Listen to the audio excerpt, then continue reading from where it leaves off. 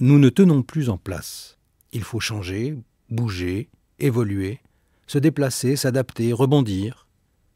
La mobilité est devenue un paramètre qui marque toujours plus notre quotidien concret, mais aussi nos manières de nous représenter notre vie, nos relations avec les autres et avec le monde. Il peut bien sûr être utile et même nécessaire d'être mobile pour fonder une famille, trouver un travail, tout simplement survivre parfois, et pour bien d'autres raisons encore. Ce n'est pas nouveau. Mais cette mobilité s'accentue, s'accélère, se systématise. Plus encore, cette mobilité est devenue a priori une qualité, quelque chose de bien, de bon, de positif en soi, presque un idéal de vie. Nous en parlerons bientôt.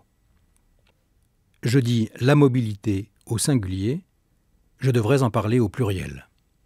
Car cette mobilité, ces mobilités, concernent des aspects toujours plus nombreux de nos existences intimes et collectives. Il y a 15 jours, nous évoquions les mobilités dans l'espace, depuis les migrations jusqu'à nos trajets quotidiens, en passant par le tourisme et les déplacements de toute nature.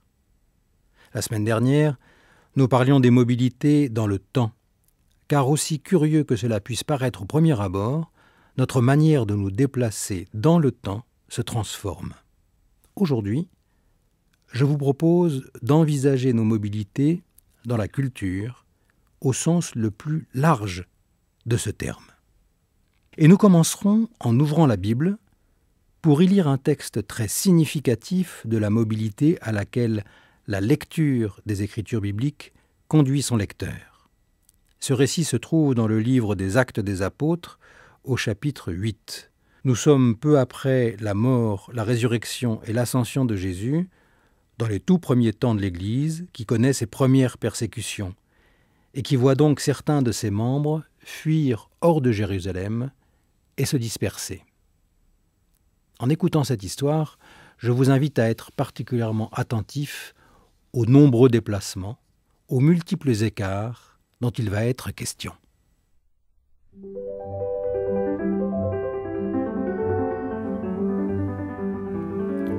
Le messager du Seigneur dit à Philippe « Va vers le sud ». Sur le chemin qui descend de Jérusalem à Gaza dans le désert.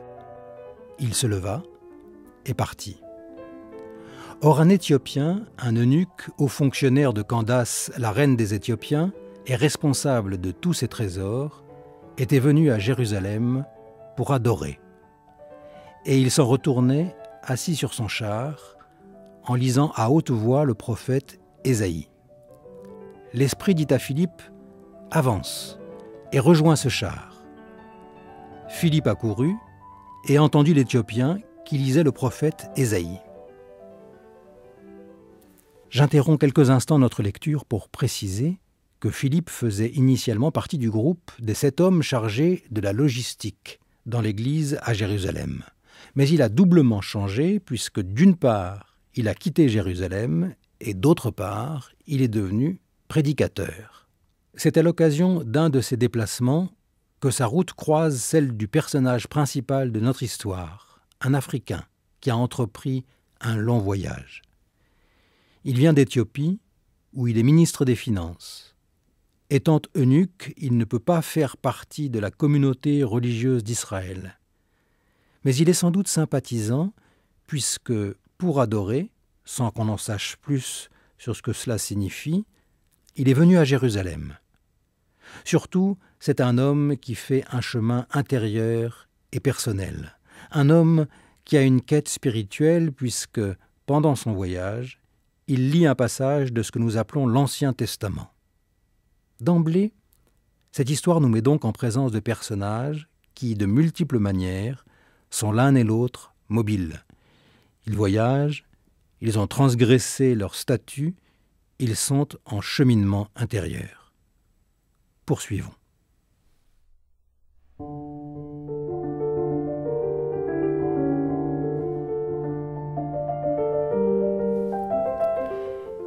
Philippe dit à l'Éthiopien « Comprends-tu ce que tu lis ?»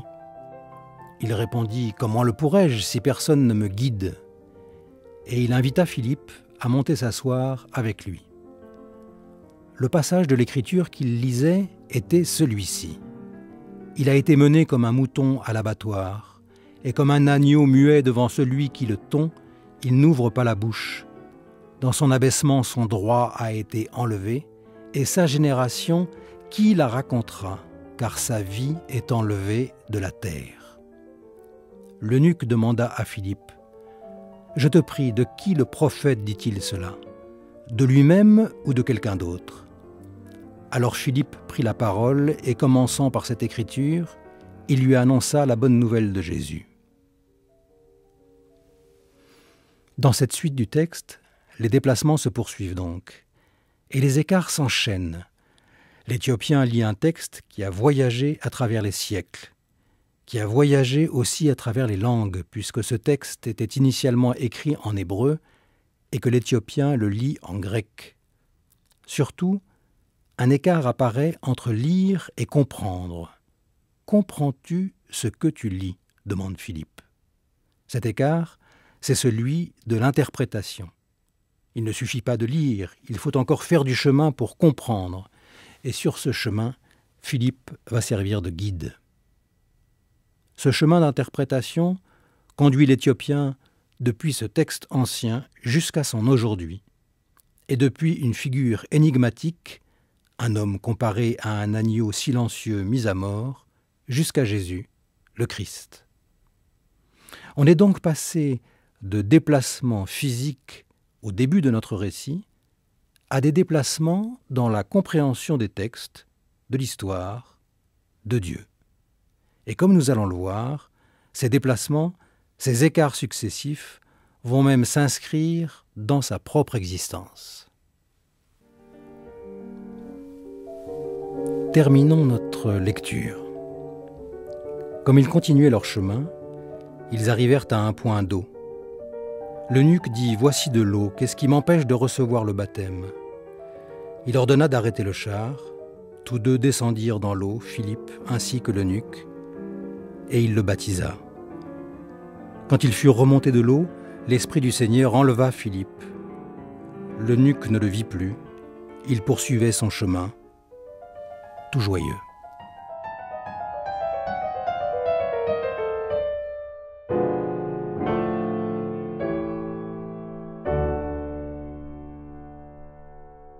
Tout cela s'est donc passé en chemin. Le voyage s'interrompt, le temps d'un écart au bord de la route pour recevoir le baptême, et l'Éthiopien reprend sa route.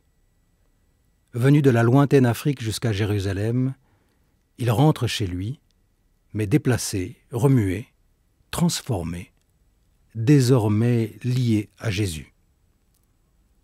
Et touche finale du récit, il est passé de la perplexité à la joie.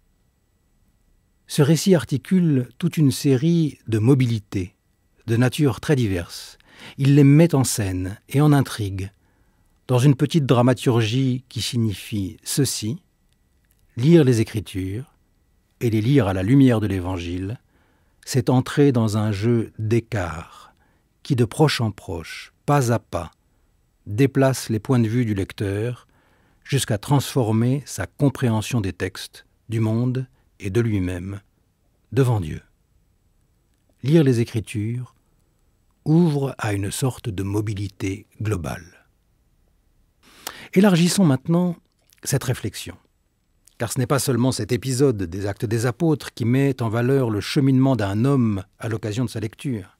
C'est la raison même d'être des Écritures bibliques que de conduire leurs lecteurs individuels ou lecteurs collectifs, dans des déplacements, des écarts, des cheminements, bref, des mobilités susceptibles de bouleverser sa vie. C'est en cela qu'elles ont autorité, lorsque leur lecture est l'occasion d'une transformation, d'une réorientation, d'une avancée de l'existence. Or, si les Écritures bibliques ont cette capacité, c'est parce qu'elles-mêmes sont le fruit de mobilités à travers les espaces, les temps, les langues, les cultures. Elles ont tant traversé de réalités humaines diverses qu'elles ont ainsi acquis un caractère universel. Non pas d'un universel théorique et surplombant, mais universel au sens où cela concerne chaque lecteur, là où il en est. Regardez la Bible que vous avez chez vous, peut-être à côté de vous en ce moment même. Elle se présente comme un livre, un volume unique sur lequel est écrit la Bible ou la Sainte Bible. Et ce simple fait éditorial semble entériner l'idée selon laquelle la Bible est un bloc massif, monolithique, immobile, univoque, sacré. Cette idée semble évidente. Et pourtant, rien n'est plus faux. D'abord, la Bible, ce n'est pas un livre. C'est 66 livres, voire un peu plus, selon les traditions, les époques, les églises. Vérifiez dans votre bibliothèque, mais dans la mienne, 66 livres, cela équivaut à 2 rayonnages entiers. Une sorte de petite bibliothèque en somme. J'ai dit livres, mais c'est un peu abusif. Car parmi ces quelques 66 textes, il y a des livres, mais aussi des lettres, des compilations, des chants, des chroniques. Et tous ces textes sont aussi divers que des récits, des poèmes, des traités juridiques, des recueils de proverbes, des paraboles, des contes, des discours, des archives royales, des généalogies, des oracles. Or, on ne lit pas une jurisprudence comme on lit un poème d'amour ou une lamentation funèbre. Le lecteur qui circule dans la Bible doit déplacer sa manière d'aborder les textes, s'adapter à ce qu'il lit, changer d'angle, d'un ouvrage à l'autre, parfois d'une page à l'autre. Ces écrits ont été produits sur une période de l'ordre du millier d'années. C'est comme si on rassemblait des écrits datant du Moyen-Âge jusqu'à aujourd'hui. Encore faut-il préciser qu'un certain nombre de ces propos et récits avaient été auparavant transmis oralement, parfois pendant des générations, avant leur mise par écrit et leur compilation, ce qui a une influence sur la nature même du message. Ces livres ont été écrits dans des langues qui n'ont rien à voir entre elles, l'hébreu et le grec principalement, avec quelques passages en araméen. Ce sont des langues aussi dissemblables que, mettons, l'arabe et le norvégien, ou le chinois et le portugais. Elles n'utilisent pas les mêmes lettres, elles ne s'écrivent pas dans le même sens, elles n'ont pas du tout la même grammaire, elles ne sont pas originaires des mêmes aires géographiques, elles n'ont pas la même représentation du monde. Songeons par exemple que l'hébreu ne connaît guère les concepts, ce que le grec en revanche affectionne, ou encore qu'il ignore les conjugaisons des verbes au passé, au présent et au futur. Et il faudrait ajouter, puisque les plus anciens et les plus récents des textes ont un millier d'années d'écart, qu'il y a eu de nombreuses variations à l'intérieur même de la langue, un peu comme pour la langue française entre la chanson de Roland et une dizaine de siècles plus tard, le dernier rap à la mode. Ce n'est pas tout. La traduction, autrement dit le passage d'un monde linguistique à un autre, fait partie de beaucoup de textes bibliques. L'Ancien Testament, largement écrit en hébreu, a été traduit à partir du IIIe siècle avant Jésus-Christ en grec, parce que pour beaucoup de ses lecteurs, l'hébreu était devenu une langue incompréhensible. Ils n'ont donc eu accès à ce texte qu'au travers de cette traduction, dite des Septante. Ou bien encore, les évangiles rapportent en grec des propos que Jésus n'a jamais pu exprimer de cette manière, puisqu'il parlait araméen. Encore faut-il préciser que ce grec est un grec bâtard, mélange de dialectes utilitaires et passe-partout, un grec véhiculaire, l'équivalent de l'anglais d'aéroport d'aujourd'hui. Et je n'ai évoqué jusqu'ici que la forme des textes. Mais cette profusion de diversité, cette extraordinaire variété, qui puise à tant de genres, de sensibilités, de styles, d'époques, de langues et de cultures, se retrouve également dans leur contenu. Des motifs bibliques, parfois parmi les plus fondamentaux, ont été empruntés à d'autres cultures. Il en va ainsi, et ce ne sont que 3 exemples, du récit du déluge, issu de la Mésopotamie antique, du livre de Job, qui a des origines arabes, ou des récits d'alliance, qui s'inspirent des pactes entre suzerains et vassaux du Proche-Orient ancien. Nombre d'épisodes bibliques fonctionnent ainsi par emprunt et subversion. Ils vont chercher une bonne part de leur substance dans d'autres cultures, puis ils s'en éloignent pour les accommoder de manière originale. Cet écart est parfois très polémique, justement pour se démarquer. C'est par exemple le cas de la première page du livre de la Genèse, qui, au lieu de considérer les astres comme des êtres célestes et divins, comme c'était le cas dans les cultures environnantes, les désacralise complètement et en fait de simples lampions utilitaires. Cette diversité de contenu est enfin à l'œuvre, et peut-être est-ce le plus important, à l'intérieur de la Bible elle-même.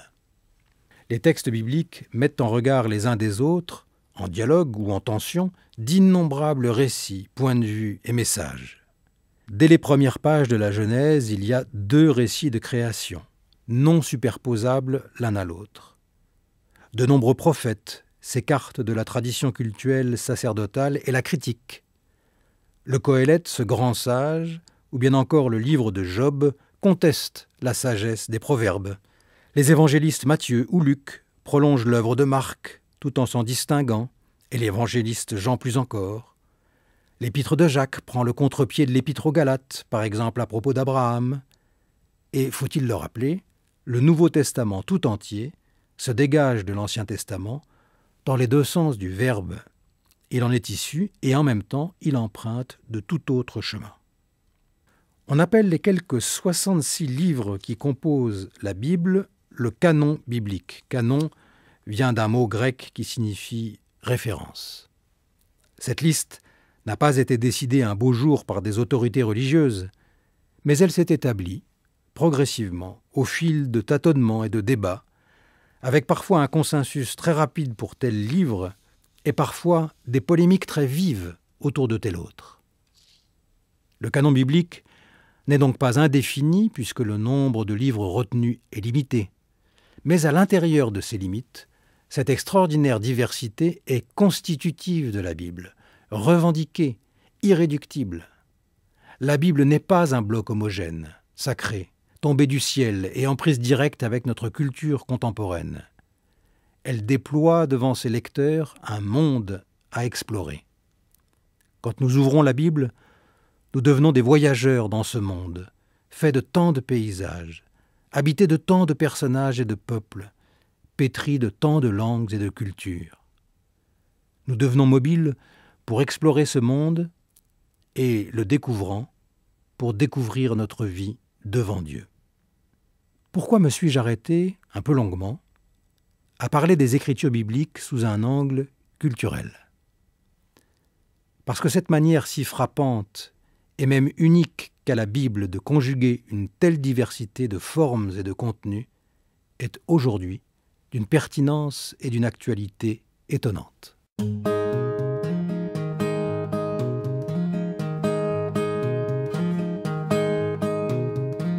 I'm building a new home across the county line. I'm building a new home across the county line. Up on a high hill where the view's so fine.